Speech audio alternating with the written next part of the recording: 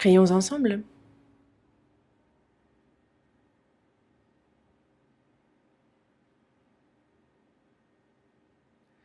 Dieu notre Père, toi qui nous aimes, qui es saint et miséricordieux,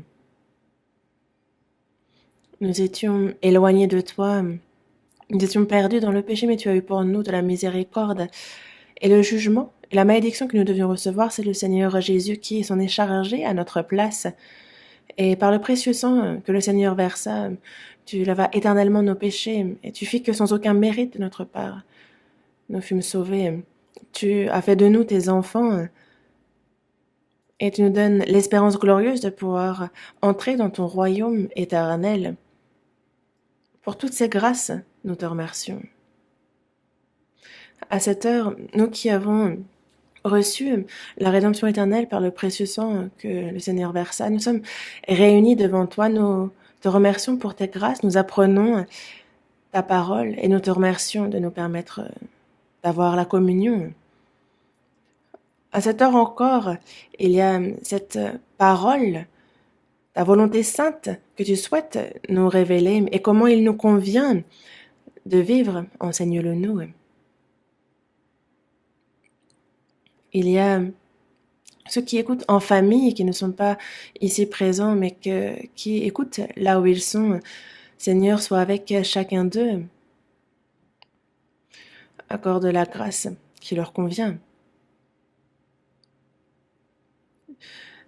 Rétablis promptement la santé de ceux qui sont malades et s'il s'en trouve qui sont dans les faiblesses, qui sont tombés, et te regarde sur chacun d'entre eux et par ta main miséricordieuse, relève-les pour qu'aucun ne chancelle, qu'aucun ne s'égare. Et que parmi nous, devant toi, aucun ne se perde. Et par ta main puissante et miséricordieuse, affermis-nous, tiens-nous, que le Saint-Esprit nous guide. Encore maintenant, nous nous confions en lui et nous avons prié au nom du Seigneur Jésus qui nous aime. Amen. Merci. Ouvrons la Bible. Évangile selon Matthieu, chapitre 5.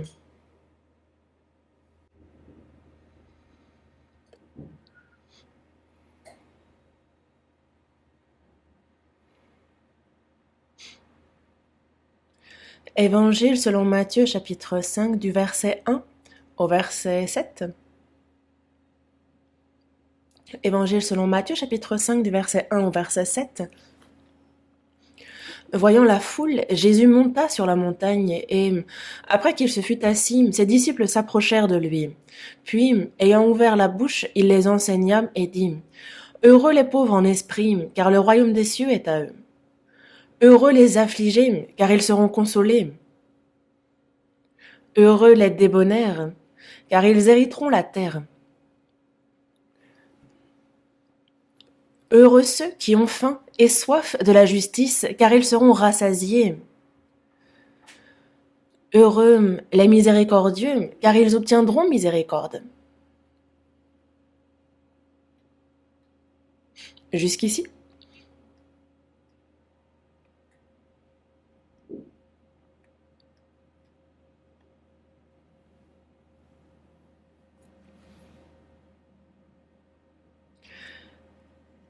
Cet hiver glacial dont on ne voyait pas le bout a laissé place aux températures printanières. Et c'est un peu comme tout. Il y a les temps difficiles qui laissent place à des temps plus paisibles.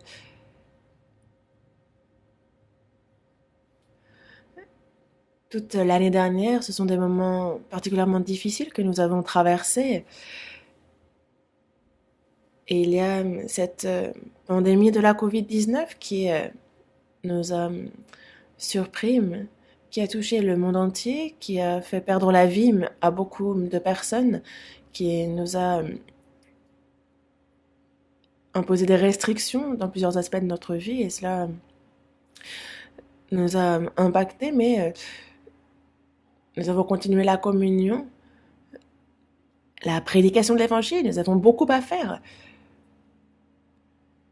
Et c'est vrai qu'il est dommage de peut-être avoir été restreint en cela, et c'est assez frustrant. Mais nous avons tout de même gardé la foi. Notre foi pour Dieu, pour Christ, n'a pas changé. Et quand je vois ça, je rends grâce. La prédication de l'évangile continue, malgré les difficultés. On voit plus de sauvés. Et c'est quelque chose pour lequel je rends même davantage grâce à Dieu. J'ai récemment eu des nouvelles de la mission aux Philippines. Et donc, on m'a téléphoné pour m'en parler. Et donc, aux Philippines, de manière assez surprenante, évidemment qu'il y a aussi la pandémie, que cela a touché ce pays aussi, mais ils se réunissent, ils écoutent la parole ensemble, ils prêchent et ils ne sont pas sous des restrictions particulières apparemment. Mais ils constataient que il y a bien plus de sauvés qu'auparavant. Donc on a de bonnes nouvelles aussi. Et dans nombreuses églises dans le monde entier, il y a parmi elles, certes, il y a des frères et sœurs qui souffrent eux-mêmes de la pandémie. Nous rencontrons des difficultés réelles, mais nous sommes ensemble dans la prière et pour l'œuvre de Dieu, nous entraidons les uns les autres pour surmonter les difficultés. Et c'est bien ce qui fait que il y a vraiment consolation et joie que Dieu nous donne au travers de la difficulté. Et quand on voit le salut des âmes, c'est ce qui fait notre joie véritablement. Et en ce dimanche matin, donc nous revenons sur l'Évangile selon Matthieu chapitre 5 et sur la parole de Dieu qui nous parle de ceux qui sont heureux. Jésus, voyant la foule, lui s'assoit. Alors il est sur la montagne, il s'assied, ses disciples s'approchent de lui. Et donc il y a cette foule, ceux qui s'assoient aussi pour écouter la parole du Seigneur. Et cette scène, on la décrit comme étant le sermon sur la montagne. Mais ce n'est pas seulement à l'époque, encore maintenant, on voit le monde entier. Cette foule qui est sous les yeux du Seigneur. Il y a ceux qui ont déjà reçu le salut, les disciples, les saints, qui sont près du Seigneur. Et le Seigneur se tient auprès d'eux aussi. Et donc, il s'adresse ici à ses disciples, mais il s'adresse également à nous. Et ce que dit ici le Seigneur, ces paroles qu'il nous adresse dans Matthieu chapitre 5, ce qu'on appelle ce sermon sur la montagne, ce long sermon que nous adresse le Seigneur, commence par « Heureux ceux qui font ainsi ». Et ce sont des versets très importants, je le crois. Qui est heureux? Le Seigneur souhaite nous rendre heureux, nous donner le bonheur, mais ce bonheur-là est bien différent de celui auquel pensent les gens de ce monde, même complètement différent. Dieu n'est pas là pour donner ce qu'on lui demande, il nous donne ce dont nous avons le plus besoin. Le Seigneur nous parle de ce dont nous avons le plus besoin, et cette grâce qu'il nous accorde devient notre bénédiction. Et quelles sont ces bénédictions que donne le Seigneur? On apprend à ce sujet. Qui sont ceux qui sont heureux? Heureux sont ceux qui entrent dans le royaume des cieux, n'est-ce pas? Et donc ceux qui peuvent y entrer. Il y a déjà... Il nous indique quelles sont les conditions, quelles sont les qualifications, en fait, par quel droit peut-on entrer dans son royaume et être ainsi heureux. Et ça, on peut l'apprendre à travers sa parole.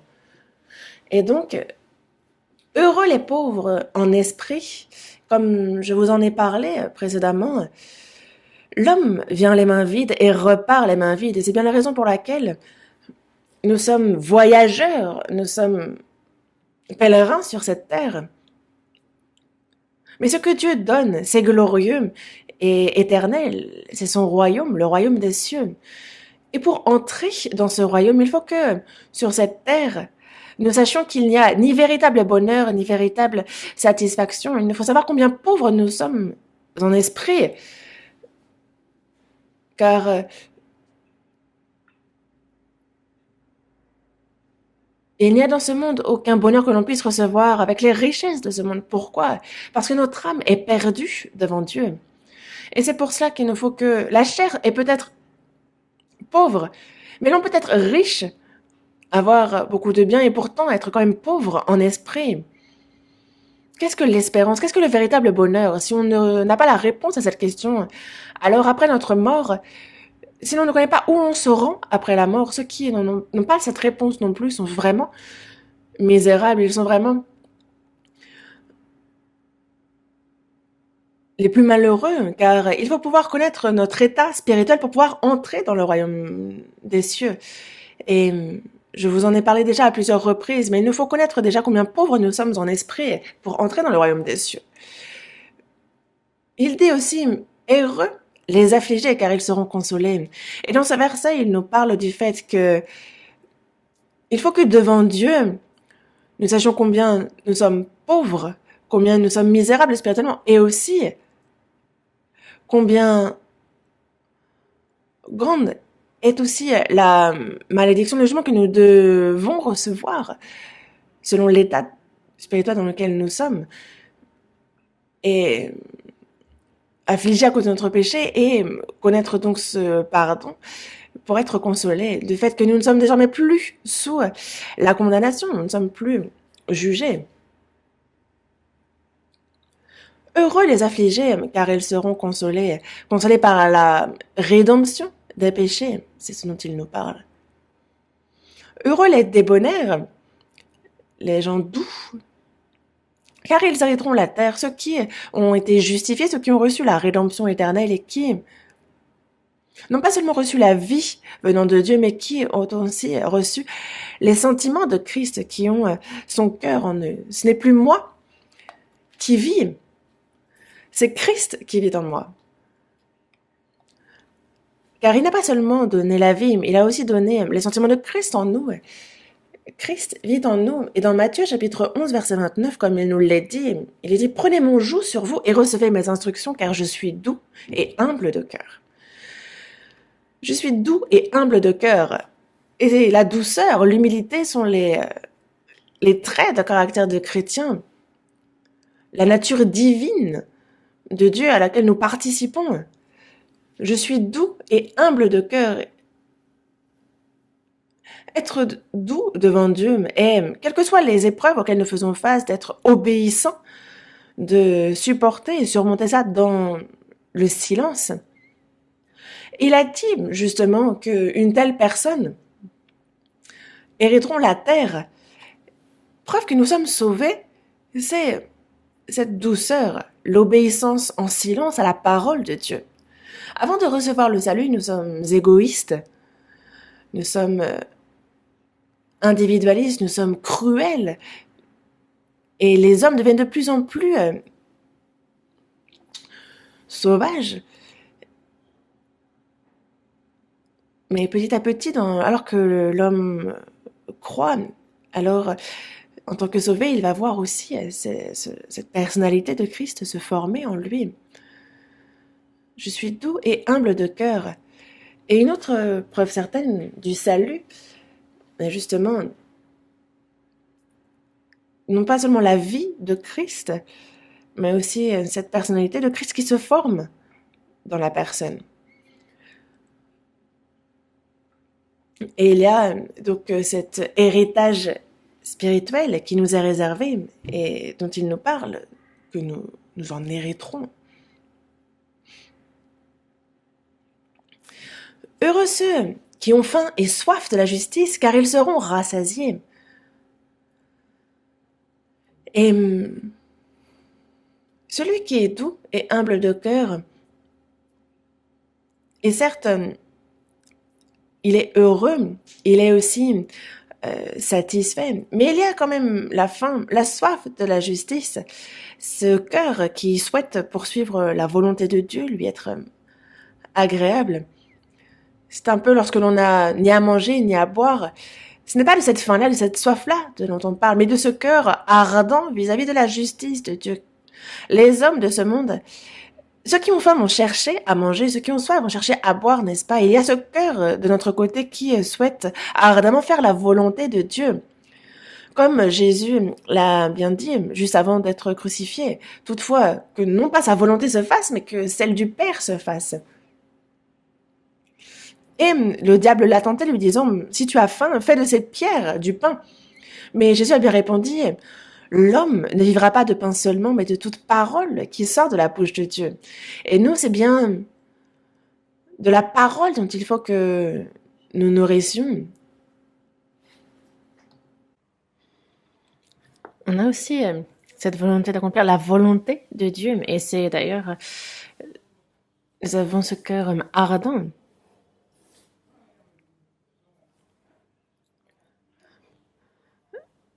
En Samarie, près du puits, on a vu Jésus fatigué, assoiffé. Et on voit qu'il s'adresse à ses disciples et il dit bien, ma nourriture, justement, c'est de faire la volonté de celui qui m'a envoyé et d'accomplir son œuvre. C'est une nourriture que vous ne connaissez pas. Et donc, faire la volonté de Dieu est ce que je désire bien davantage que de l'eau pour assouvir ma soif. Et le cœur de Jésus est désormais notre propre cœur. Et c'est pour cela que lorsqu'il est dit qu'ils seront rassasiés, c'est qu'il nous donne tout ce à quoi notre âme aspire. Cherchez premièrement le royaume et la justice de Dieu, et toutes ces choses vous seront données par-dessus. Cherchez premièrement le royaume et la justice de Dieu. Il nous donne toutes les autres choses par-dessus, une fois qu'on a cherché premièrement le royaume et la justice de Dieu. Tout ce dont on a besoin dans la chair, il nous le donne, et nous donne en priorité tout ce dont nous avons besoin spirituellement. Et c'est vraiment une promesse très précieuse de Dieu.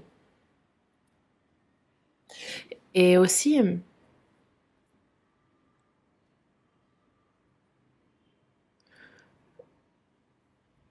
il dit « Heureux les miséricordieux, car ils obtiendront miséricorde ».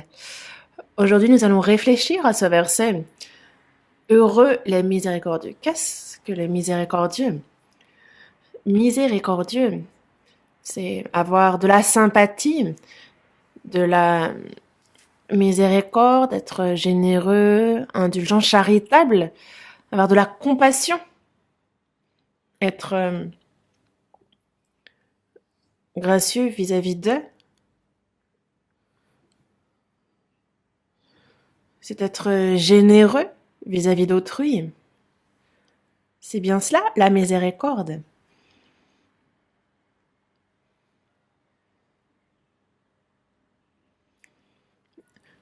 Dieu a deux caractéristiques, la justice et l'amour, n'est-ce pas? Dieu est juste, et ça s'est manifesté justement à travers la loi. La loi manifeste la justice de Dieu. Et justement, l'âme qui pêche, c'est celle qui mourra vis-à-vis de la loi. Mais s'il n'y avait que la justice et pas l'amour, alors nous serions tous voués à la mort. Mais l'amour de Dieu s'est manifesté par sa grâce. La grâce de Dieu pardonne tout pécheur. Et c'est bien cela, la grâce. La grâce de Dieu nous montre quel est l'amour de Dieu, combien il est grand, c'est manifeste. Dans Romains, il nous est bien dit qu'alors que nous étions encore pécheurs, c'est lui, justement, qui a d'abord manifesté, il a d'abord montré son amour vis-à-vis de nous. Et nous étions éloignés de Dieu, nous étions rebelles, nous péchions. Et ce péché, il fallait qu'il soit jugé, il fallait que nous soyons punis. C'est ce qui devait arriver. Et nous devions donc périr éternellement. Et personne ne s'en réjouit. Mais Dieu lui-même ne se réjouit pas que les méchants meurent. Et c'est pour cela que, alors que nous étions pécheurs, lorsque nous étions par nos mauvaises œuvres inimitié contre Dieu, c'est alors qu'il nous a aimés. Et il ne nous a pas seulement aimés en parole, mais il a donné son Fils unique à notre place en victime expiatoire. Il a été jusqu'à le faire mourir sur la croix pour le pardon de nos péchés. Et c'est ainsi qu'il accomplit l'œuvre de notre salut. Et l'amour de Dieu est différent de l'amour humain.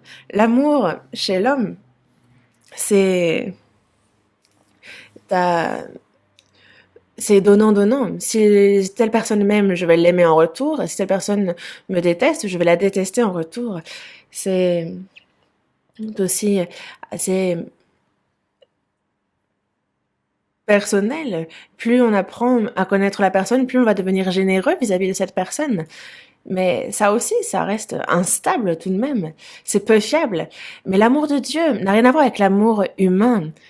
Et c'est pour cela que, pour décrire l'amour de Dieu, on utilise le mot agapé, que l'on n'utilise pas pour l'amour humain. C'est un amour parfait, éternel, saint, un amour inconditionnel.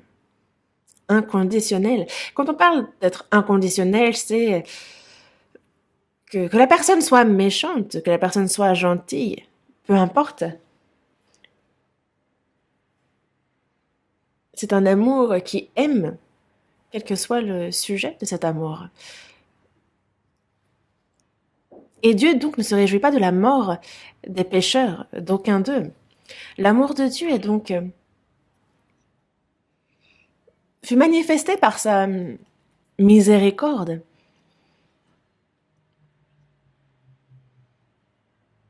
Et c'est pour cela que dans la première épître de Jean, chapitre 4, verset 18, il dit « Nous l'aimons parce qu'il nous a aimés le premier, car il a donné justement son Fils en victime expiatoire. » Nous étions ennemis de Dieu à cause de nos iniquités, mais pour la réconciliation, c'est Jésus qui mourut à notre place sur la croix. Il fut donné donc en victime expiatoire pour la réconciliation entre nous et Dieu.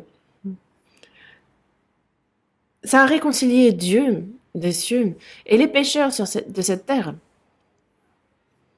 Et c'est lui qui a donc accompli la réconciliation. Avant même que nous ne connaissions Dieu, avant même que nous ne l'aimions, lui nous a aimés le premier. Alors que nous étions pécheurs, lorsque nous étions ennemis de Dieu à cause de nos mauvaises œuvres, c'est alors que Dieu a eu pour nous de la miséricorde. Voyons dans l'Épître aux Éphésiens, chapitre 2.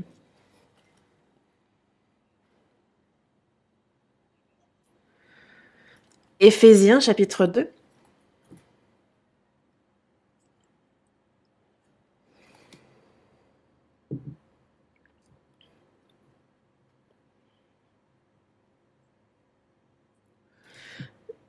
Éphésiens, chapitre 2, à partir du verset 3. Nous tous aussi, nous étions de leur nombre, et nous vivions autrefois selon les convoitises de notre chair, accomplissant les volontés de la chair et de nos pensées, et nous étions par nature des enfants de colère comme les autres. Mais Dieu, qui est riche en miséricorde, à cause du grand amour dont il nous a aimés, nous qui étions morts par nos offenses, nous a rendus à la vie avec Christ. C'est par grâce que vous êtes sauvés.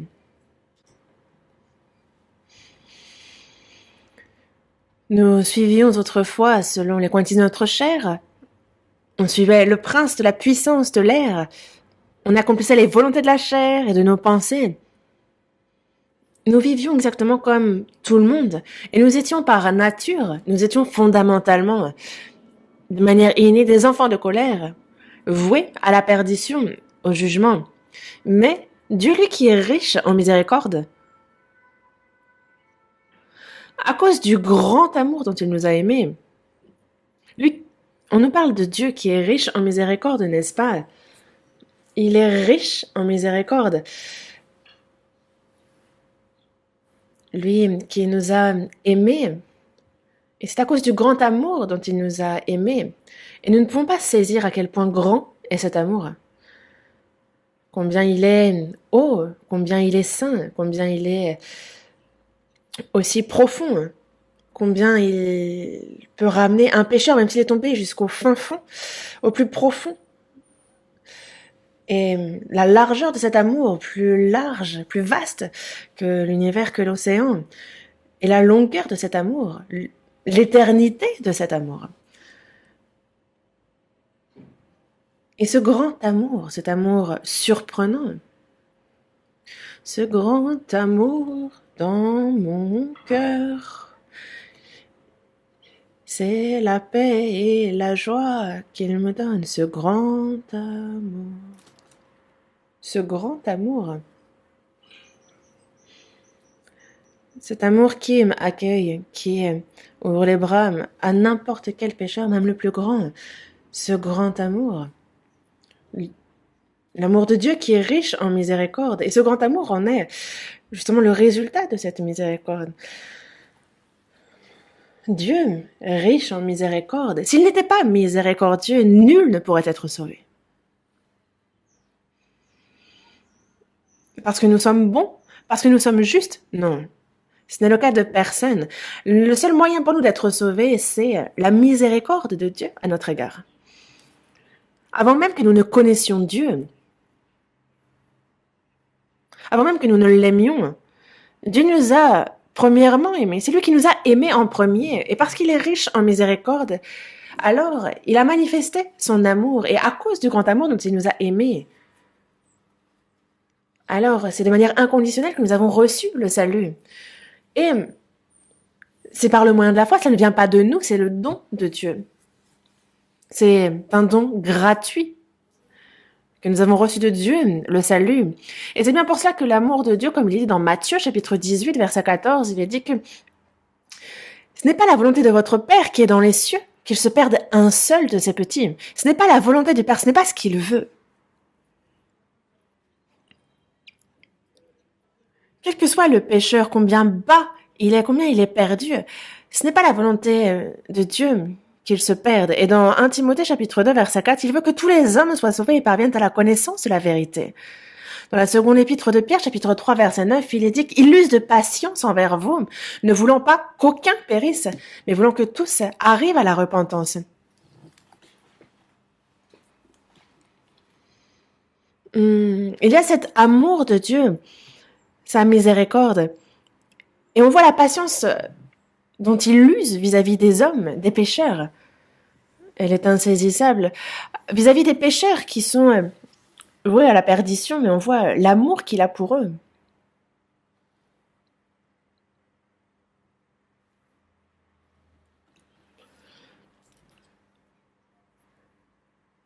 Et quand on comprend cet amour, alors on est sauvé de manière inconditionnelle. Dans la première épître de Pierre, chapitre 1, verset 3, il dit que c'est selon sa grande miséricorde qu'il nous a régénérés, et pour une espérance vivante, pour la résurrection de Jésus-Christ d'entre les morts. C'est sa grande miséricorde qui nous a régénérés. C'est selon sa grande miséricorde. Jésus est mort à notre place, il a pardonné nos péchés, et par sa résurrection, il nous a donné la vie éternelle et l'espérance de pouvoir entrer dans son royaume éternel. Et il nous fait ainsi naître de nouveau, et il nous régénère, et il nous donne une espérance vivante.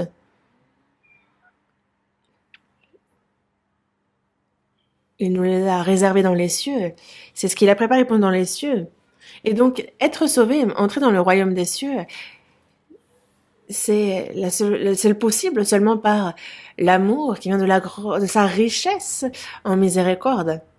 Et nous avons donc revêtu cet amour, cette miséricorde. Et dans la première épître à Timothée aussi, il est bien dit que il nous a sauvés non à cause des œuvres de justice que nous aurions faites, mais c'est selon sa miséricorde. C'est par le baptême de la régénération et le renouvellement du Saint-Esprit. Que nous soyons sauvés, ce n'est absolument pas à cause des œuvres de justice que nous aurions faites, non. Mais c'est selon sa miséricorde que nous avons pu naître de nouveau, que nous pouvons entrer dans son royaume. Et le Saint-Esprit, désormais, nous renouvelle dans notre cœur, dans notre vie. Toutes ces choses-là sont possibles grâce à la miséricorde de Dieu, c'est la grâce de Dieu selon sa miséricorde. Et c'est pour cela que la miséricorde de Dieu est vraiment surprenante, c'est vraiment la manifestation de l'amour de Dieu. Dans Michée, chapitre 7, verset 19, il est dit, il aura encore compassion de nous, il mettra sous ses pieds nos iniquités, et il jettera au fond de la mer tous nos péchés. Il a pour nous de la compassion. Et il met sous ses pieds nos iniquités. Il marche sur nos péchés. Il les efface. Et il jette au fond de la mer afin qu'on ne puisse plus les voir. Il jette tous nos péchés. Et de peur que l'on s'inquiète, il a exprimé de plusieurs manières dans différents versets ce qu'il avait fait de nos péchés. Et c'est pour cela que on voit ici l'expression de la miséricorde, de l'amour de Dieu envers nous.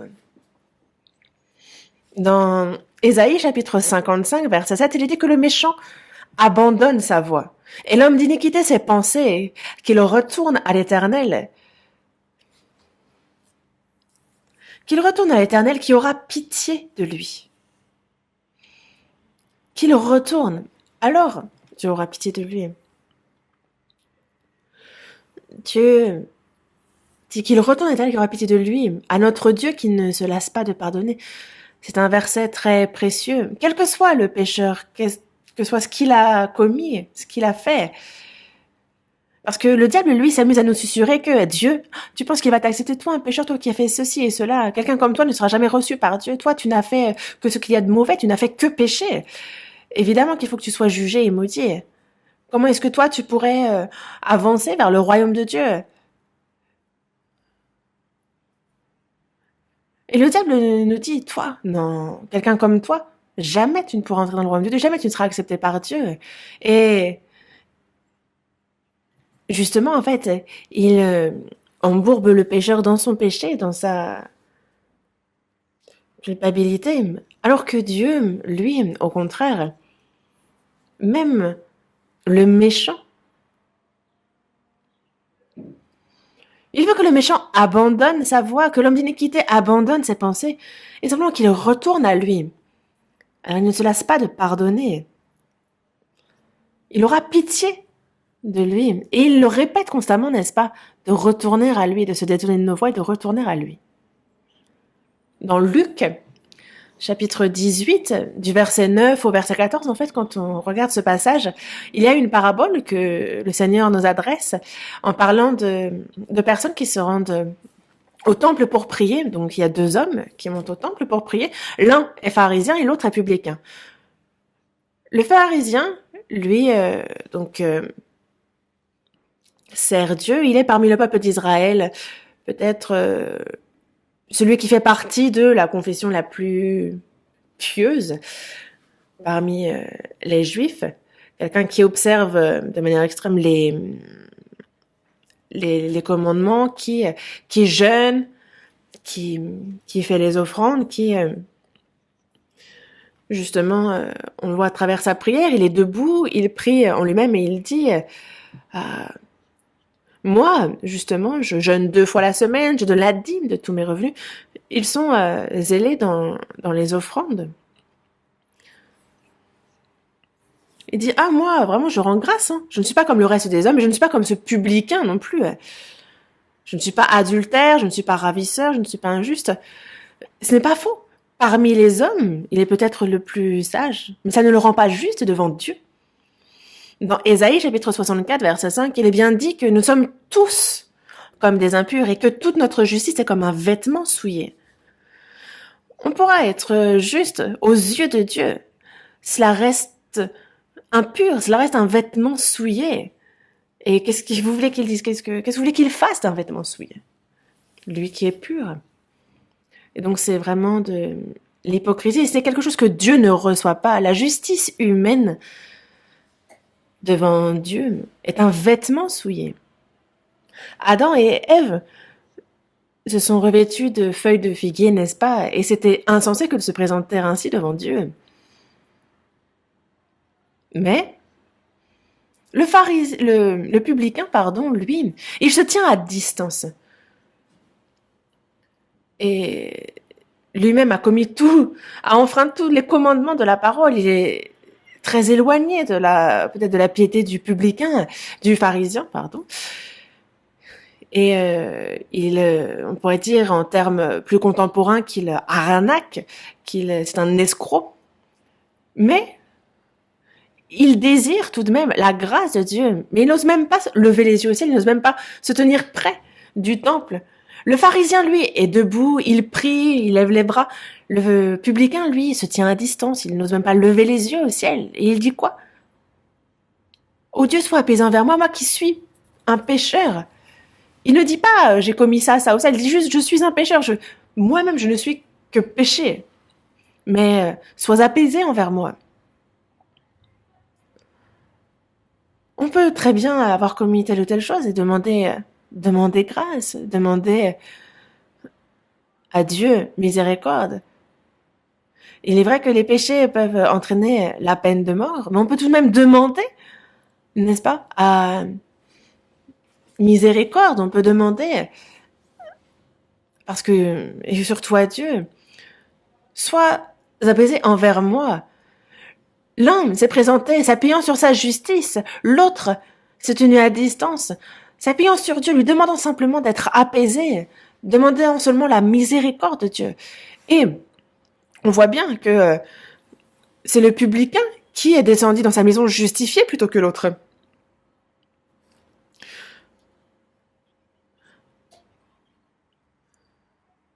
Et regardez, pour Adam et Ève, ils ont laissé tomber les feuilles de figuier. Et c'est d'une peau animale qui se sont revêtus. C'est Dieu qui nous revêt des habits de justice, de sa justice, des habits de peau de salut. Et donc celui-ci est descendu dans sa maison justifié plus haut que l'autre. Dieu pardonne les pécheurs. Et on est justifié par la foi en Dieu, en ce qu'il a accompli pour les pécheurs. C'est cette foi-là qui justifie. On voit qu'il y a donc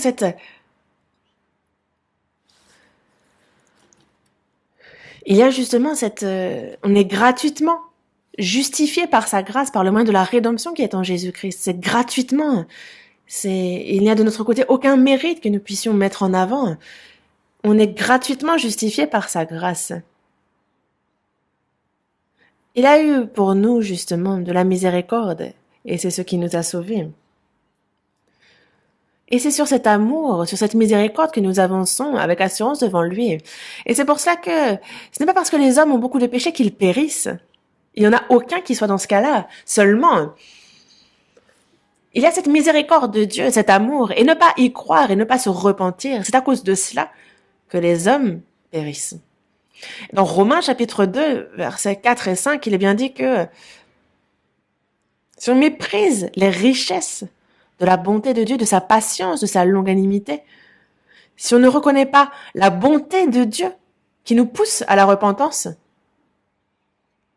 alors c'est bien notre endurcissement, c'est notre cœur impénitent qui fait qu'on amasse un trésor de colère pour le jour de la colère et de la manifestation du juste jugement de Dieu. La bonté de Dieu, lorsqu'il a pitié, sa patience, sa longanimité, sa bonté. Justement, quand on méprise cela, quand on rejette cela, c'est bien l'endurcissement et ça conduit à la perdition.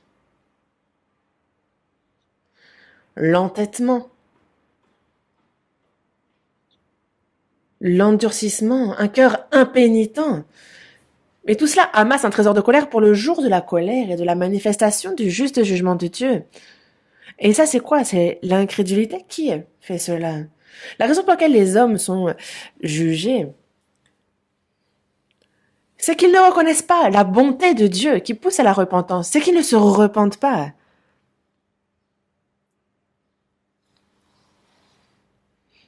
Et c'est bien pour cela que dans Matthieu chapitre 5, verset 7,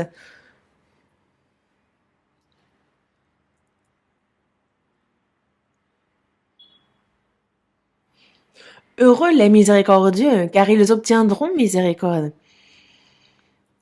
Combien peuvent être miséricordieux? C'est seulement ceux qui se sont revêtus de la miséricorde de Dieu qui peuvent être à leur tour miséricordieux. Ceux qui ont reçu cette miséricorde peuvent l'être à leur tour vis-à-vis des autres. Et c'est la même chose pour l'amour. On reçoit l'amour du Seigneur et ce qui nous permet d'aimer les autres. Heureux les miséricordieux, car ils obtiendront miséricorde. Ceux qui ont reçu la miséricorde de Dieu peuvent être miséricordieux vis-à-vis des autres. Parce qu'ils ont connu cette grande miséricorde, celle de Dieu. Lorsque nous avons reçu le salut, c'est un amour, une miséricorde inconditionnelle de Dieu que nous avons reçue. Et après notre salut aussi, nous sommes imparfaits, nous sommes faibles. Et donc c'est constamment que l'on reçoit et que l'on doit recevoir cette miséricorde de Dieu. Constamment. Et c'est pour cela que dans notre marche, dans notre vie de foi, on voit cette miséricorde qui continue de se manifester. Et c'est à travers ceux qui ont premièrement connu cette miséricorde que cette miséricorde sera manifestée au monde.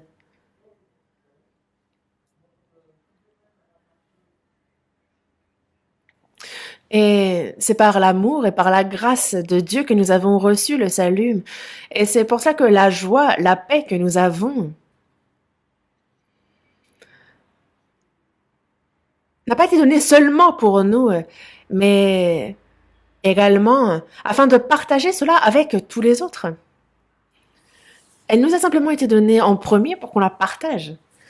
C'est un peu comme, justement, en fait, les fleuves d'eau qui coulent de notre sein, en fait, ça coule. Il y a vraiment des fleuves d'eau vive qui coulent en nous, et après, ils vont couler dans notre sein pour aller jusqu'à toucher les autres. Il en va de même pour la grâce de Dieu. Et c'est pour ça que la miséricorde de Dieu se transmet aux autres. C'est quoi ça? C'est bien le salut des âmes. Transmettre la miséricorde de Dieu. Dans ce monde, il y a beaucoup de personnes misérables, n'est-ce pas? Des orphelins, donc qui vraiment donc sont sans parents. Ça fait vraiment de la peine. Certains sont tellement pauvres qu'ils n'ont pas de quoi manger et ça fait vraiment de la peine. Ceux qui meurent de maladie font vraiment de la peine aussi. Ceux qui n'ont pas de maison et qui vont alors devoir dormir dans la rue, on a de la peine pour eux aussi. Et il y en a beaucoup qui font de la peine dans ce monde. Mais on peut très bien vivre tout à fait normalement dans ce monde. Ceux qui ont leur âme qui est perdue éternellement et qui, s'ils devaient mourir ce soir, entreraient dans le royaume éternel, mais non, pas l'enfer éternel, pardon. Il n'y a pas plus misérable, il n'y a pas une personne qui fasse plus de peine que celle qui va en enfer. Et c'est à eux qu'il faut que l'on transmette l'amour, la grâce de Dieu qui est riche en miséricordieux afin qu'ils puissent être sauvés. Pour qu'ils puissent comprendre vraiment l'amour, la miséricorde de Dieu et qu'ils puissent, comme nous, être heureux à travers le salut qu'ils recevront. La miséricorde de Dieu, quand on en est revêtu, alors c'est le meilleur des bonheurs que l'on puisse connaître. Cette miséricorde, nous ne pouvons faire autrement que de la transmettre. Dans Matthieu, on voit que Jésus vit la foule. En fait, il fut ému de compassion pour cette foule. Il a décrit cette foule comme languissante, abattue, comme des brebis qui n'ont point de berger, car à l'époque de Jésus, le peuple d'Israël était le peuple élu, le peuple choisi par Dieu. On a les pharisiens, on a les docteurs de la loi. Il y a beaucoup de gens qui enseignent la parole, mais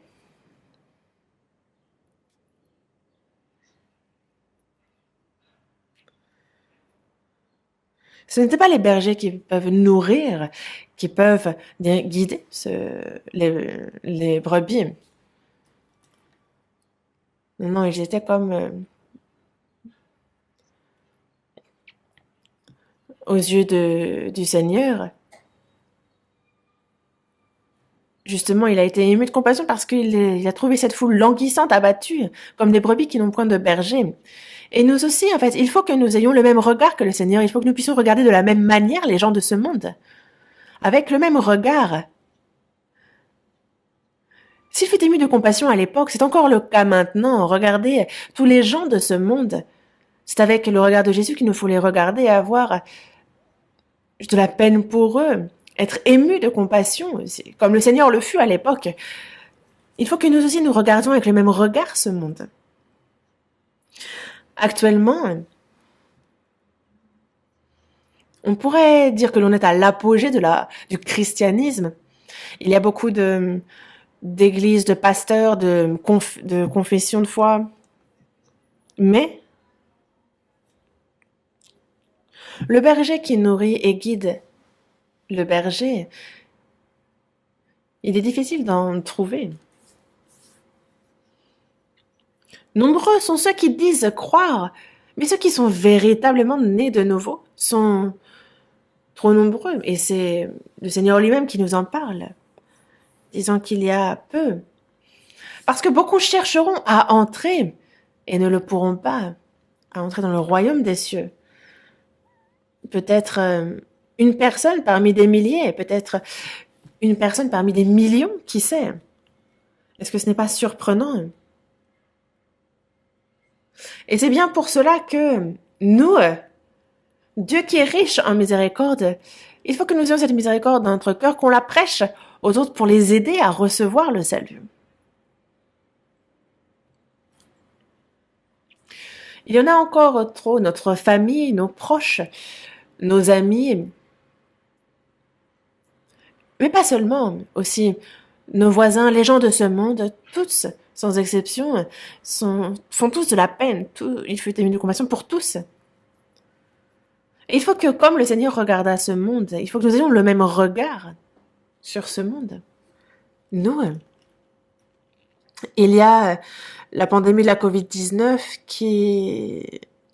on voit les chiffres des décès, on voit les actualités, on voit les accidents de voiture qui ont tué plusieurs personnes, on voit ce genre mais la chair de tout le monde périt et meurt. Mais il faut penser à l'âme qui, elle, si elle n'est pas sauvée, terminera éternellement en enfer. Et c'est vraiment, vraiment de la peine. Car il est réservé à l'homme de mourir une seule fois, après quoi vient le jugement. Et c'est de siècle en siècle que l'on souffre une fois entré en enfer. La mort n'est pas la fin. Il y a bien pire que la mort. Il y a un problème bien plus sérieux. Et nous, si l'on n'a pas de miséricorde pour les hommes, alors qui en aura?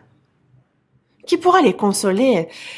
Il faut les aider pour leur salut. Et même vis-à-vis d'un ennemi que nous pourrions avoir, il nous faut avoir de la miséricorde pour cette personne que nous n'aimons pas. Car c'est alors que nous étions ennemis de Dieu, c'est alors qu'il a eu pour nous de la miséricorde, de la compassion et qu'il nous a sauvés. Et nous, quand on voit quelqu'un qui commet peut-être une mauvaise action, on se dit « Ah, lui, il doit vraiment finir en enfer. » Non. C'est peut-être le cœur que vous avez, mais ça, ce n'est pas les sentiments, ce n'est pas le cœur de Dieu. Il faut penser que cette personne, il faut qu'elle aille aussi au ciel. Avoir un cœur, justement, qui se met en peine des autres, miséricordieux, qui a de la compassion. Et cette compassion qui se manifeste à travers nous, elle doit être transmise aux autres, justement. Quand on regarde dans Matthieu, on voit aussi une autre parabole que le Seigneur aborde. En fait, il y avait un homme qui descendait de Jérusalem à Jéricho. En fait, il tomba au milieu des brigands. Les brigands le dépouillèrent et le chargèrent de coups. Ils s'en allèrent et ils l'ont laissé derrière à demi-mort. Jérusalem, c'est la ville sainte, c'est la capitale sainte, et Jéricho, c'est vraiment la ville de perdition. Et ça descend de Jérusalem à Jéricho. Et moi, à 2 reprises, j'ai suivi justement la route qui mène de Jérusalem à Jéricho. Et en fait, il n'y a pas de maison le long du chemin. En fait, il n'y a que parfois des bars. On voit des fois aussi des brigands qui sont cachés et qui vont justement attaquer les pèlerins, les voyageurs qui passent, leur prendre leurs vêtements et on m'a même dit que parfois c'est la mort que risquaient ceux qui passaient s'ils n'étaient pas prudents. C'est des choses qui arrivaient à l'époque et qui arrivent encore maintenant. Mais ils s'en allèrent et le laissèrent à demi-mort, en fait, demi-mort, donc il ne faisait que souffrir, il ne pouvait pas se relever lui-même. En gros, il attendait la mort. Mais il y a un sacrificateur qui lui aussi descend de Jérusalem à Jéricho. Il passe par hasard, descend par le même chemin. Mais il a vu cet homme et il passe outre. Disant, ah, pas de chance pour lui, il a rencontré des brigands, il va mourir. Ah. Mais il passe outre en se disant, ah, vraiment, le monde est injuste. On voit ensuite un lévite qui est donc lui pieux. Et donc là on se dit, bon, ben, un sacrificateur peut-être pas, mais un lévite, lui par contre, il va vraiment m'aider. En fait, il passe aussi outre, je veux dire, ah, il est trop saint, il est passé. Après, il voit quelqu'un d'autre arriver, la personne s'approche, et par exemple, un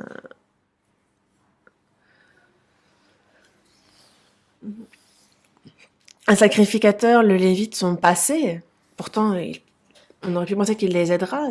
Ah, si vous me laissez là, comme ça, qu'est-ce qui va m'arriver? Mais les deux sont passés. Mais la troisième personne qui se présente, c'est un Samaritain.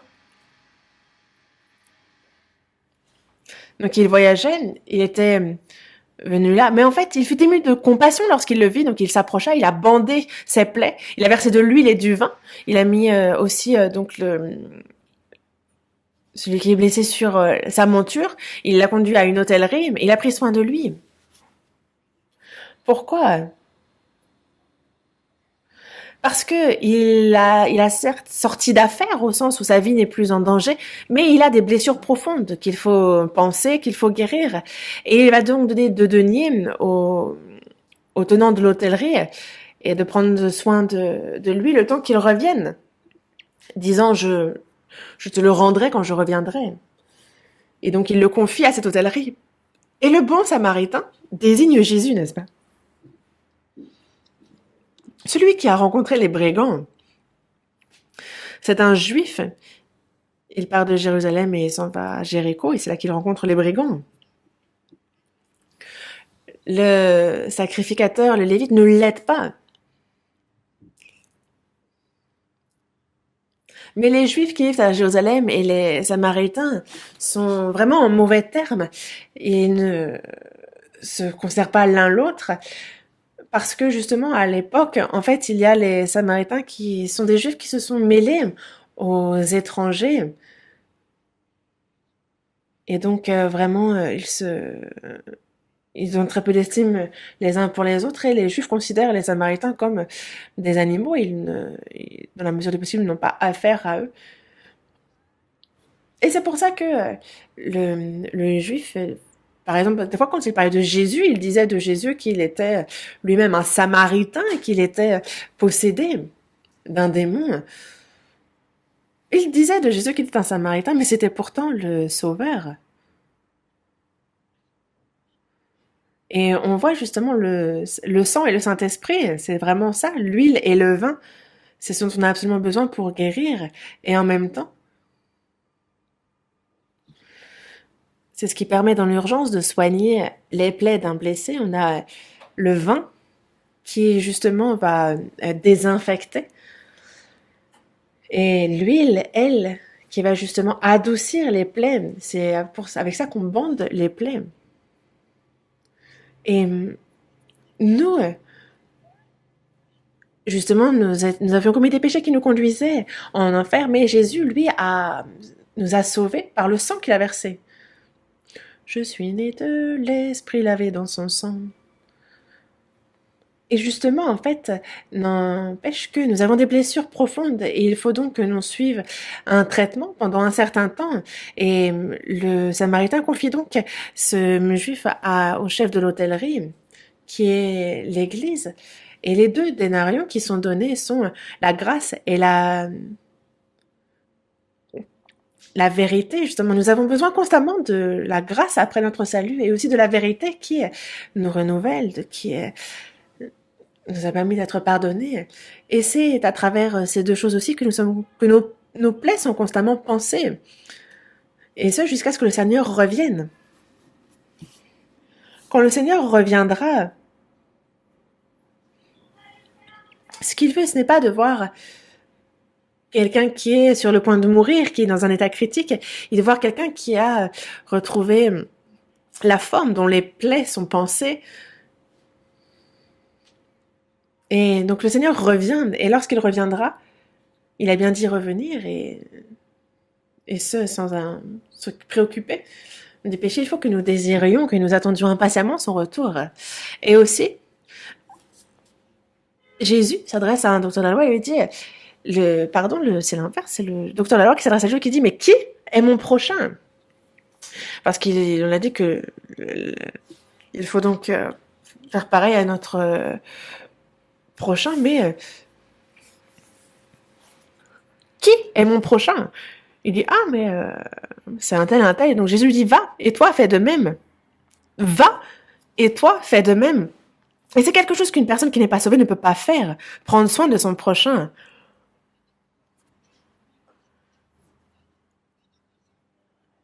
Et justement, si tu as bien reçu le salut, alors il faut que tu fasses de même, comme Jésus a fait, avoir de la miséricorde, de la compassion, aider les autres à recevoir le salut. Comme le Seigneur Jésus l'a fait pour nous. Il faut faire de même. Va, et toi, fais de même. Avoir de la miséricorde pour autrui, un cœur ardent pour le salut des autres. Mais ceux qui n'ont pas un tel cœur sont certainement des personnes qui n'ont jamais eux-mêmes connu la miséricorde de Dieu.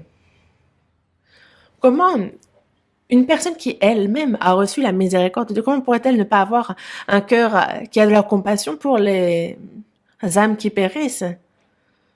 Et lorsque l'on est sauvé, c'est un cœur qui naturellement se forme en nous et qui est plus fort que tout autre. Pierre et Jean, justement, alors qu'ils entraient à Jérusalem, ils ont vu un homme qui ne pouvait donc pas marcher. Et en fait, il les regarde. Il les regarde attentivement parce qu'il s'attend à recevoir quelque chose d'eux. Mais Pierre dit bien, je n'ai ni argent ni or, mais ce que j'ai, je te le donne. Au nom de Jésus-Christ de Nazareth, lève-toi et marche. Et il se lève sur le champ. Et ce dont quelqu'un qui boite, qui ne marche pas, a besoin, est-ce que vous pensez que c'est quelques sous? Il est devenu mendiant parce que lui-même ne peut pas marcher. Mais s'il marche désormais, il lui suffit de travailler et de gagner de l'argent. C'est pas d'argent dont il a besoin. Et ce n'est pas donc de l'argent ni de l'or que Pierre lui a donné, mais ce dont il avait le plus besoin. Lève-toi et marche. Et donc Pierre n'avait pas non plus spécialement la capacité, la force pour l'aider, mais ce qu'il a pu, il le donnait. Il y a des choses que nous-mêmes aussi, on peut donner, nous avons reçu gratuitement, il nous faut donner gratuitement. Est-ce que l'on n'arriverait même pas à faire ça?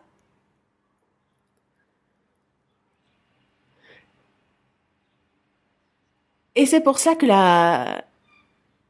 Dieu qui est riche en miséricorde, c'est la volonté de Dieu que l'on transmette cette miséricorde pour le salut des âmes. C'est ce qu'il faut que nous fassions. Jésus fut élevé dans les cieux et il dit à la toute fin dans Marc chapitre 16 verset 15, il a dit « Allez par tout le monde et prêchez la bonne nouvelle à toute la création. » À toute la création, à tout homme. Prêchez la bonne nouvelle. La bonne nouvelle étant la suivante, que tout pécheur peut être sauvé. Dans Romains chapitre 1 verset 16, il est dit de l'évangile que c'est une puissance de Dieu pour le salut de quiconque croit. Comprendre la grâce de Dieu et la foi permet d'être sauvé. Et comment pourrait-on ne pas prêcher cela alors? Et donc, dans le Proverbe chapitre 24, du verset 11 au 12, il est bien dit « Délivre ceux qu'on traîne à la mort, ceux qu'on va égorger, sauve-les. » Car ils sont quoi? Ils sont traînés à la mort. Ceux qui ne sont pas sauvés, s'ils meurent, ils sont vraiment traînés vers l'enfer. Il est bien dit donc, délivre-les, sauve-les. Ne les laisse pas comme ils sont là, alors qu'ils vont être égorgés, sauve-les.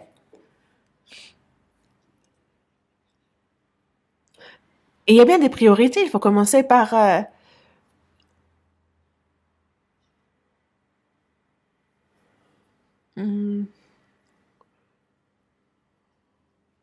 On voit avec la pandémie des dans les hôpitaux, les infirmières, les médecins qui courent partout, qui n'ont pas le temps pour eux, pour le salut des patients.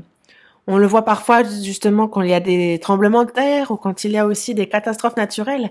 Pour sauver ne serait-ce qu'une vie de plus, on les voit s'affairer partout, courir partout et ne pas dormir pendant plusieurs jours. Et ils n'abandonnent pas pour que ne serait-ce qu'une vie en plus puisse durer. Vous l'avez vu aussi, n'est-ce pas?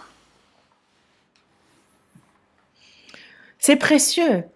Mais pour ce qui est du salut d'une âme qui va être égorgée, qui va en enfer, alors ça a une bien plus grande importance encore et c'est quelque chose qui réjouit Dieu aussi, qui le réjouit grandement. Et c'est pour ça que il nous est dit, délivre-les, sauve-les. Parce que si tu dis, ah, nous ne savions pas, celui qui pèse les corps ne le voit-il pas, et celui qui veille sur ton âme ne le connaît-il pas? Et ne rendra-t-il pas à chacun selon ses œuvres? Je ne savais pas. Menteur. Ceux qui sont sauvés le savent. Ceux qui ne sont pas sauvés l'ignorent peut-être, mais ceux qui sont sauvés le savent. Celui qui pèse les cœurs ne le voit-il pas? Celui qui veille sur ton âme ne le connaît-il pas? Menteur. Comment est-ce que celui qui pèse les cœurs ne pourrait-il ne pas voir cela? Il rendra à chacun selon ses œuvres. Ceux qui font le mal, ils recevront le mal. Et quel est le plus grand des biens que l'on puisse faire? C'est le salut des âmes, n'est-ce pas? Dans Jacques chapitre 4, verset 17, il est dit que celui donc qui sait faire ce qui est bien et qui ne le fait pas commet un péché. Désormais, il faut que l'on prêche l'évangile à toute la création dans le monde entier. Et c'est d'ailleurs ce que Dieu nous demande, c'est de la dévotion dans cette œuvre, de la dévotion dans la prédication de l'évangile, de donner notre temps, nos biens, toutes choses pour cette mission. C'est ce que Dieu nous demande.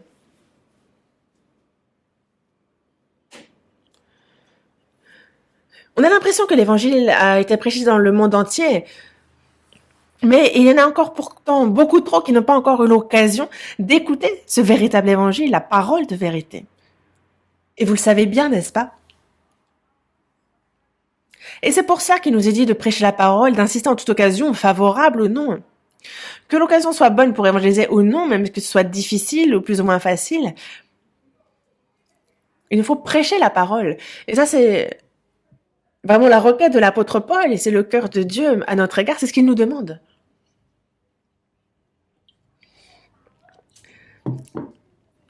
Ce n'est pas le pouvoir d'un politicien, ce n'est pas la force de la science non plus, ce n'est pas l'art, ce n'est pas la religion qui peut régler ce problème fondamental ou qui pourrait donner le véritable bonheur à l'homme. Le seul moyen, c'est la grâce de Dieu, sa miséricorde qui sauve, de comprendre cet amour, car si l'on ne le comprend pas, alors on ne peut pas recevoir le véritable bonheur. Il faut comprendre justement la miséricorde de Dieu, combien il en est riche, et ça fait de l'homme, alors l'homme le plus heureux du monde. Un homme sauvé, être devenu enfant de Dieu, être en paix avec le Seigneur et avoir l'espérance d'entrer dans son royaume. Est-ce qu'il y aurait quelqu'un de plus heureux qu'une telle personne? Et aussi, heureux les miséricordieux, car justement, il y a ceux qui sont plus faibles dans l'Église, ceux qui ont une foi plus faible, ceux qui, sous tous aspects, sont faibles. Il faut aussi avoir de la miséricorde envers eux. Avoir de la compassion pour eux, de la miséricorde. Voyons dans Job, Job chapitre 6, juste avant le livre des psaumes. Job chapitre 6.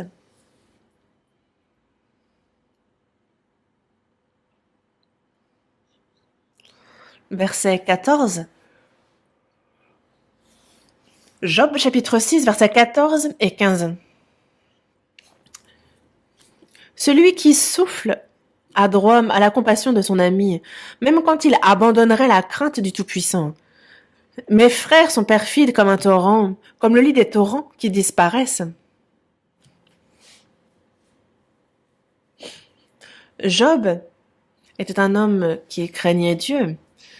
Il le craignait bien, mais il fut testé par Dieu et il souffrit pendant un temps. Il perdit en une seule fois, à cause de plaies, tout ce qu'il avait, sa fortune, toute sa descendance, tout a été enseveli. Job fut atteint d'une maladie sur tout le corps. Et donc il a beaucoup souffert.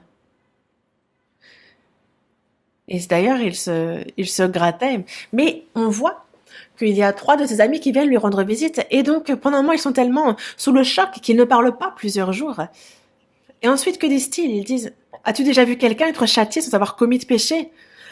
As-tu déjà vu quelqu'un ne pas commettre de crime et être puni? Et toi, qu'as-tu fait de mal pour être ainsi frappé? Les amis viennent lui rendre visite et ils ne le consolent pas. Ils ne pensent pas à ses plaies.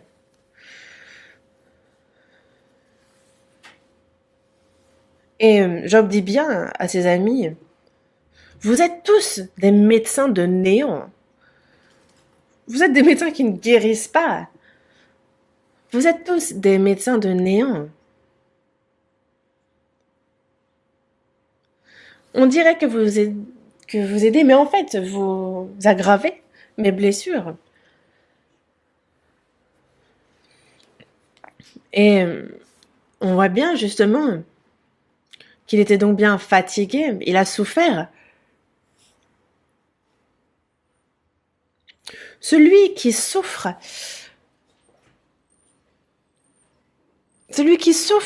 lui, a le droit de... Même quand il abandonnerait la crainte du Tout-Puissant, il a le droit à la compassion de son ami. Mais mes frères sont perfides comme un torrent ou comme le lit des torrents qui disparaissent.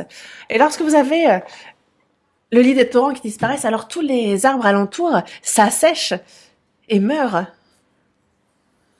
Mais on voit qu'ils auraient très bien pu reprendre vigueur, mais non. Et c'est ce que vous êtes vis-à-vis de moi, c'est ce que dit Job. Vous ne m'aidez pas. Vous êtes comme le lit des torrents qui disparaissent. Je ne reprends pas de force, au contraire. Vous aggravez mes blessures. Et de la même manière, on a les frères et sœurs qui souffrent. Et il faut avoir de la compassion, de la miséricorde pour eux, les consoler. Dans Job, chapitre 4, il dit « Ayez pitié de moi, vous, mes amis. » C'est dans Job 19, pardon, vraiment. « Ayez pitié de moi, vous, mes amis. » Lorsqu'il y a des frères et sœurs qui sont dans la souffrance,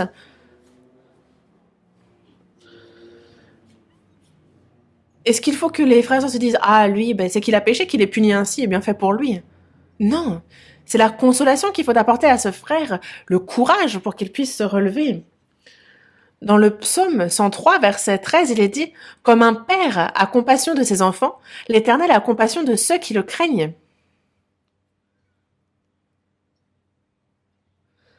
Le père a compassion de ses enfants, n'est-ce pas? À quel moment?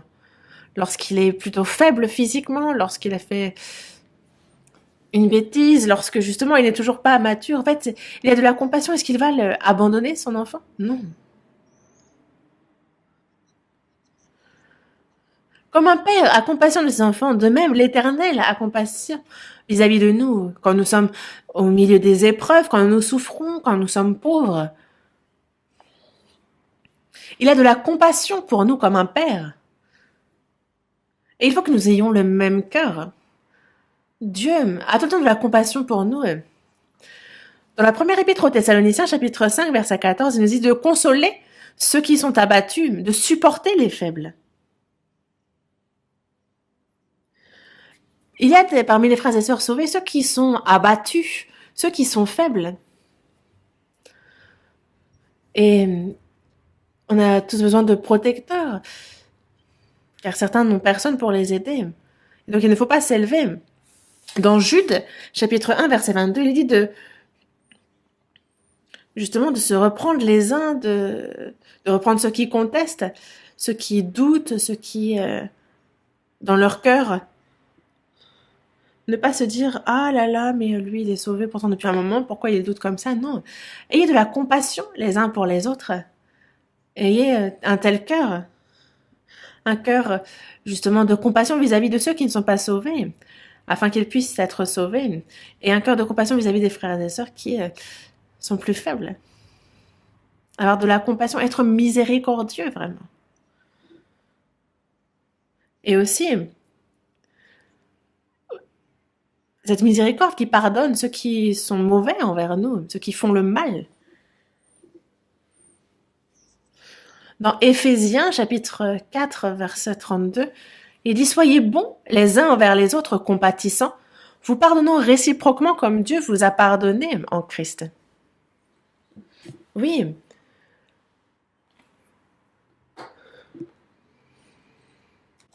Soyez bons les uns envers les autres et compatissants. Compatissants. Ayez de la miséricorde les uns pour les autres. Vous pardonnant réciproquement comme Dieu vous a pardonné en Christ. Soyez ainsi. Comme le Seigneur nous a pardonné, vous aussi pardonnez-vous réciproquement.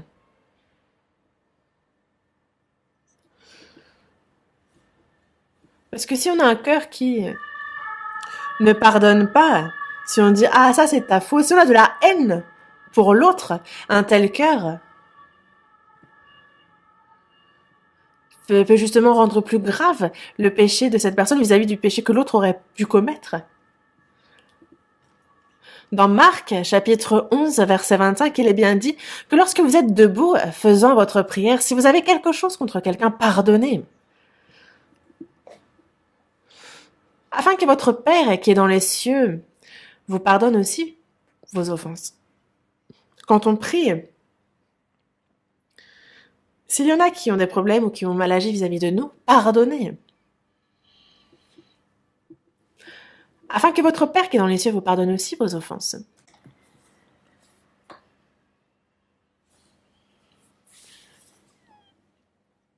Nous avons été pardonnés de beaucoup de péchés devant Dieu, n'est-ce pas? Et à l'avenir, il y a ceux aussi que l'on doit pardonner. Mais nous, sous prétexte que l'autre a fait ceci ou cela, si on a de la haine envers cette personne, et qu'on demande ensuite à Dieu de nous pardonner ci ou ça, est-ce que vous pensez que ça fasse sens? Il nous est bien dit, prière ainsi, pardonne-nous nos offenses, comme nous aussi nous pardonnons à ceux qui nous ont offensés. Qu'est-ce qu'il dit par là? Nous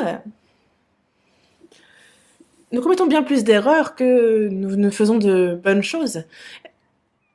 Et il faut donc que l'on pardonne autrui. Comme nous-mêmes nous avons été pardonnés, il faut que nous pardonnions aussi autrui. Car si on ne pardonne pas les autres et qu'on demande à Dieu pardon, alors ça ne marche pas.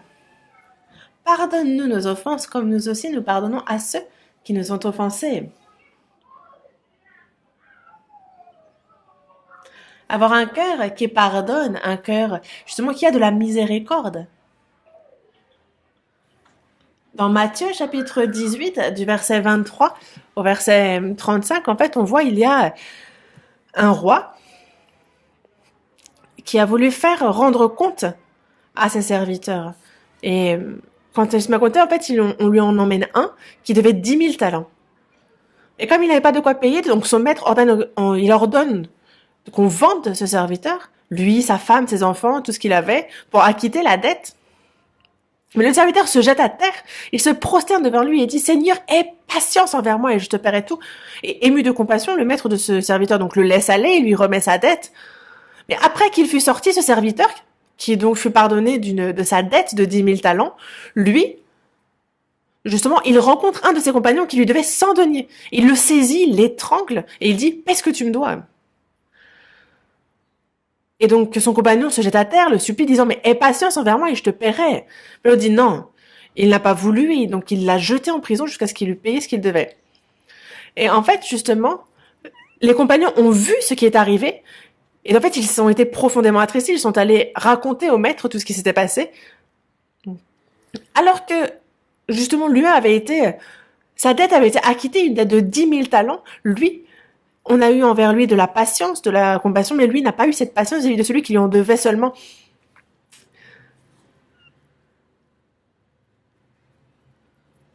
On lui devait seulement 100 deniers.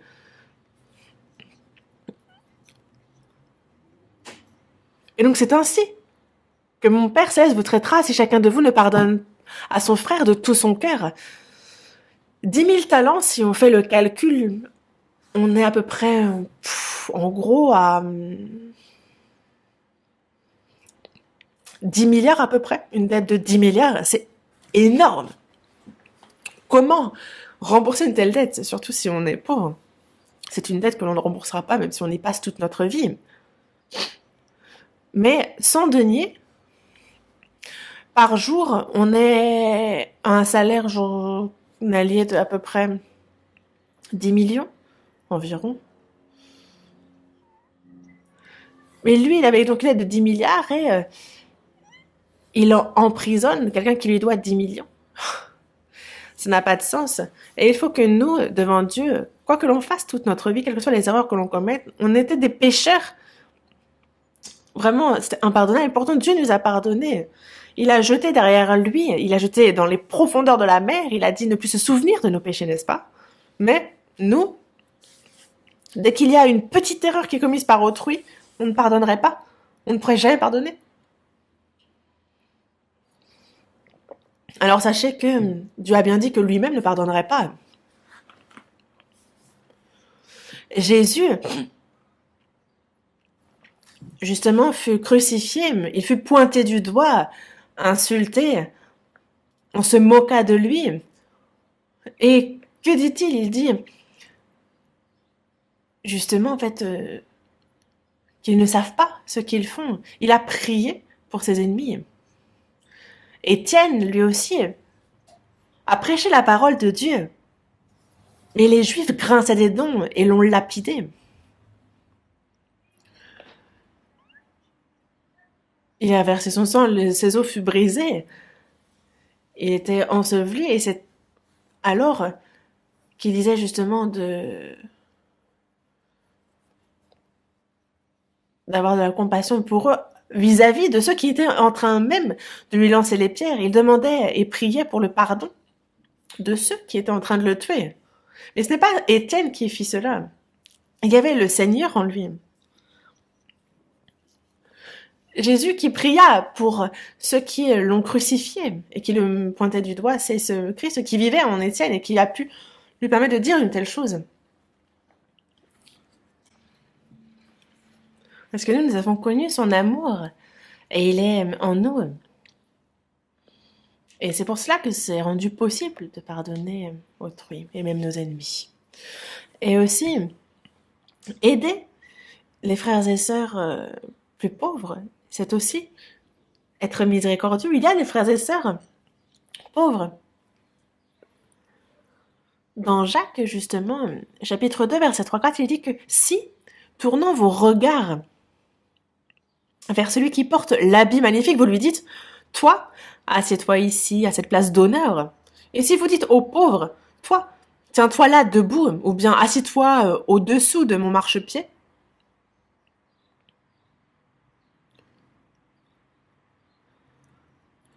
ne faites-vous pas en vous-même une distinction? Et ne jugez-vous pas sous l'inspiration de pensées mauvaises?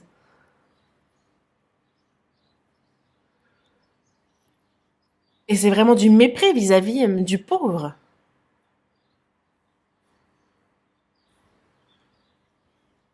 Et une telle personne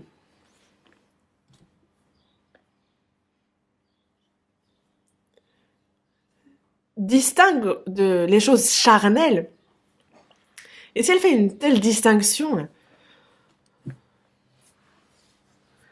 on peut se dire que, ah, mais toi-même tu étais pauvre et pourtant Dieu a eu pour toi de la compassion. Et toi, tu ferais une distinction, tu discrimines les pauvres, tu méprises les pauvres. Et cela nous dit bien, ce verset, de ne pas faire ainsi. Dans la première épître de Jean, chapitre 3, du verset 16 au verset 19, vous connaissez bien ce verset, n'est-ce pas?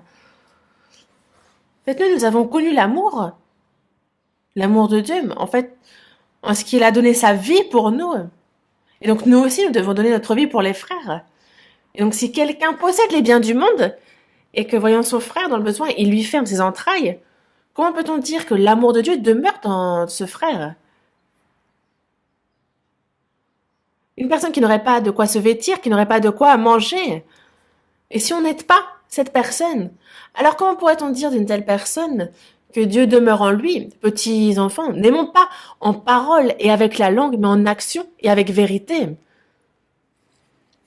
Il y a des frères et sœurs pauvres, faibles, et ce n'est pas en parole qu'il faut aimer, ce n'est pas avec la langue, mais c'est en action et avec vérité. Par là, nous connaîtrons que nous sommes de la vérité et nous rassurerons nos cœurs devant lui.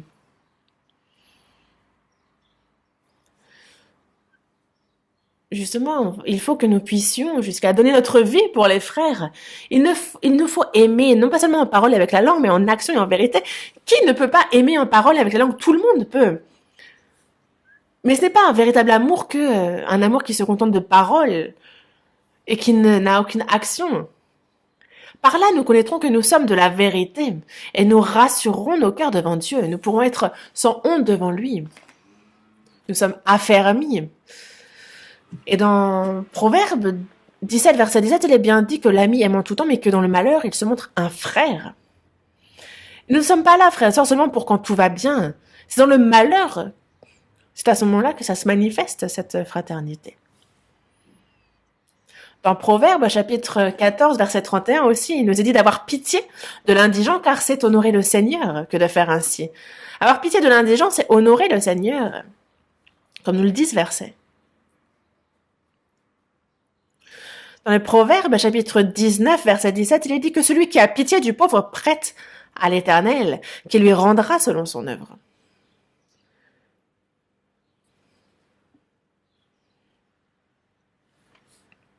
Celui qui a pitié du pauvre prête à l'Éternel, et l'Éternel le rend forcément à celui qui lui prête. Telle ou telle personne ne peut pas me rendre, mais c'est pas forcément elle qui va me rendre, mais c'est Dieu. Dans les Proverbes chapitre 21, verset 13, il dit que celui qui ferme son oreille au cri du pauvre criera lui-même et n'aura point de réponse.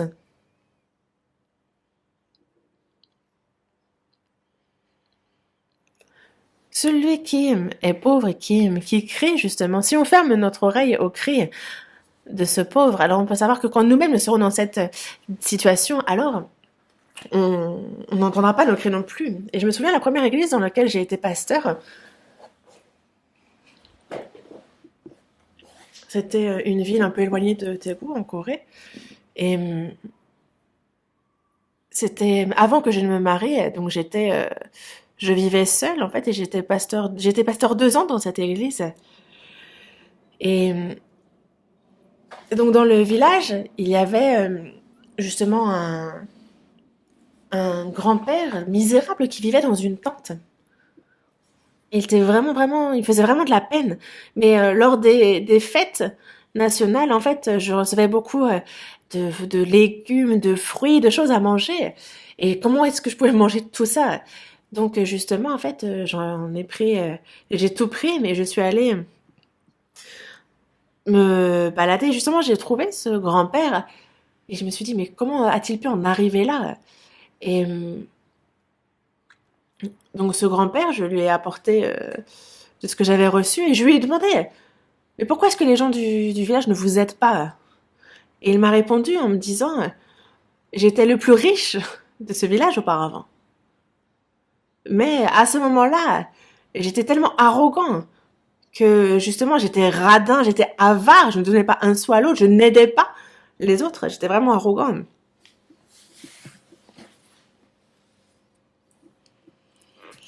Ma famille s'est dispersée, ma femme est morte et j'ai perdu tous mes biens, j'ai tout perdu. Et personne n'a eu pour moi de la compassion ensuite, parce que je n'en ai pas eu moi-même. Lorsqu'il était riche, lorsqu'il était jeune, en fait, il reçoit la monnaie de sa pièce dans sa vieillesse. Et ça m'a rappelé ce verset. Lorsqu'on en est riche, si l'on ferme notre oreille au cri du pauvre, alors quand on criera nous-mêmes, on n'aura point de réponse.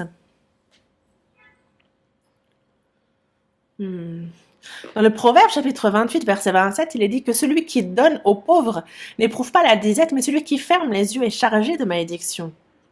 Donc quand on fait semblant de ne pas voir, si on ferme les yeux, alors on est chargé de malédiction. Celui qui donne aux pauvres n'éprouve pas la disette. Pourquoi? Parce que Dieu l'aide. Les hommes aident certes, mais c'est surtout Dieu qui aide. Mais celui qui ferme les yeux est chargé de malédiction.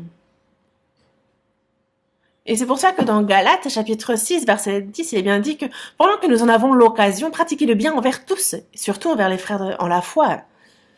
Et donc,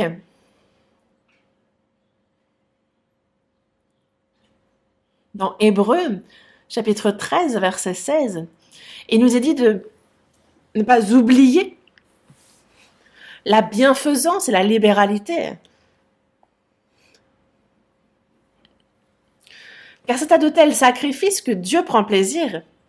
La bienfaisance et la libéralité partagée, donnée.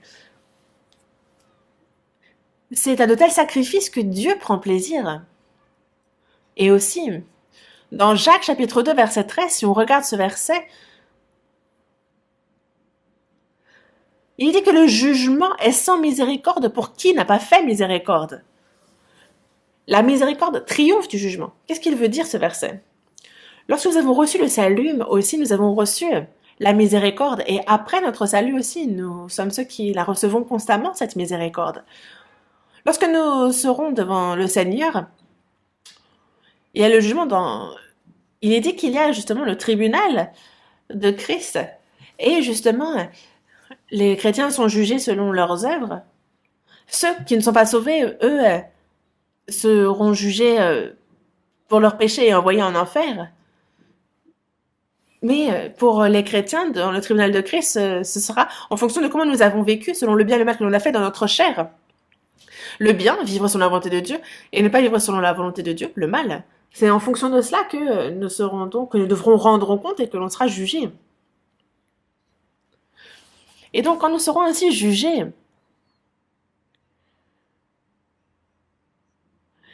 que l'on ait pardonné autrui et que l'on ait eu de la peine pour les pauvres, que l'on ait été miséricordieux lors du jugement, alors si on a été ainsi miséricordieux, nous serons nous-mêmes miséricordieux. Vous voyez, lors du tribunal, par exemple, quand il y a un crime qui est commis, lors du jugement, il arrive que l'on soit plus indulgent vis-à-vis de quelqu'un qui, par exemple, qui est confesse, par rapport, il y a des circonstances atténuantes, n'est-ce pas? Et si j'ai été miséricordieux, alors lors du jugement, il a bien dit que la miséricorde triomphe du jugement, c'est ce dont il nous parle. Et c'est pour cela que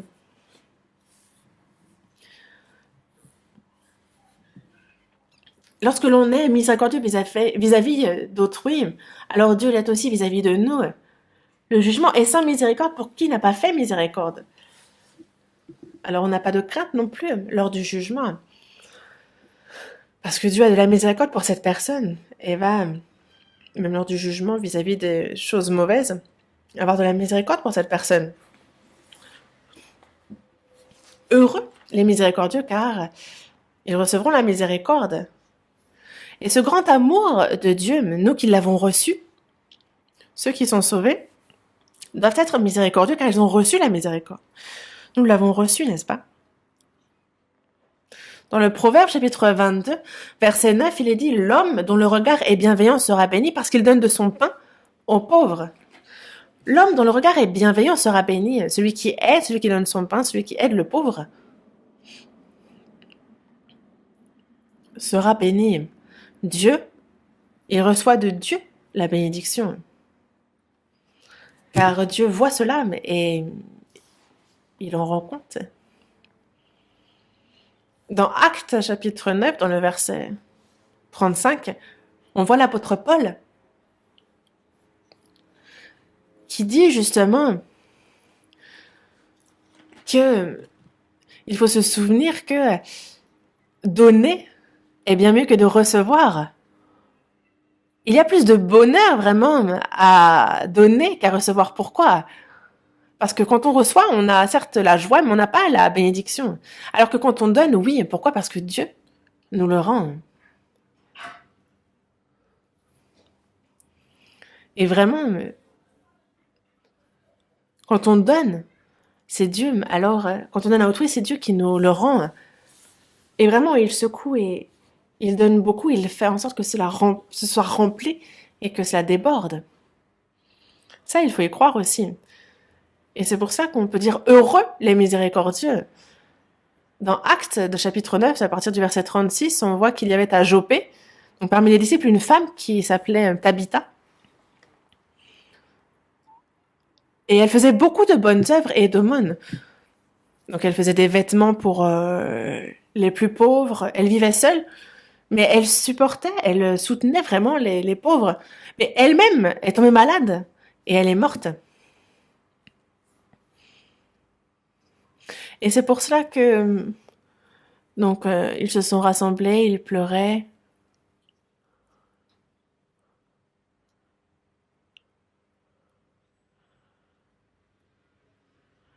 Et justement, ils ont demandé à Pierre de se lever, ils lui ont demandé de venir. Et donc, lorsqu'il fut arrivé, en fait, on l'a conduit dans la chambre haute. Et en fait, il y avait toutes les veuves qui entouraient la veuve morte. Et donc, elles montrèrent à Pierre les tuniques et les vêtements que faisait Dorcas pendant qu'elle était avec elle. Elles montraient tout ce qu'elle a fait de bien dans sa vie.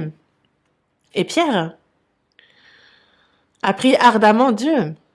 Et Tabitha est revenue à la vie. Et vraiment, Dieu a accordé une bien plus grande grâce. Nous, il y a la miséricorde que nous avons reçue de Dieu et qu'il nous faut rendre. Ceux qui ont reçu la miséricorde de Dieu doivent être miséricordieux vis-à-vis d'autrui. Car ils reçoivent une bien plus grande miséricorde de Dieu, mais pas seulement. Lors du jugement aussi, il y aura cette miséricorde qui jouera. Car si nous avons été miséricordieux dans notre vie lors du jugement, alors il s'en souviendra. Et c'est pour cela que la miséricorde rend heureux ceux qui sont miséricordieux, car ils recevront la miséricorde. Souvenez-vous-en, prions.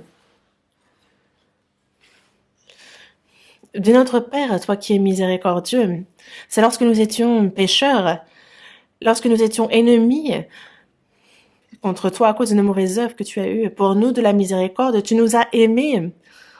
Et selon le grand amour que tu as eu pour nous, nous qui étions morts par nos offenses et par nos péchés, tu nous as rendus à la vie et tu nous as pris pour tes enfants et tu nous as donné l'expérience glorieuse de pouvoir entrer dans ton royaume éternel. Merci. C'est par le Saint-Esprit, Seigneur, qui est en nous, que ce grand amour de Dieu, tu l'enflammes pour ceux qui ne sont pas encore sauvés, pour ces âmes misérables qui ne sont pas sauvées, pour que l'on puisse transmettre ce précieux évangile, cet amour, tu permets d'accomplir leur salut. Et parmi les frères et sœurs, il y a les pauvres, il y a les faibles, il y a ceux qui sont dans les difficultés, ceux qui se sont détournés, Seigneur, donne-nous le même cœur que toi, pour que dans notre vie, on puisse pratiquer cette miséricorde. Aide-nous pour cela, et que l'on puisse recevoir la bénédiction grande que tu donnes à ceux qui sont miséricordieux. Nous avons prié en nom du Seigneur Jésus. Amen.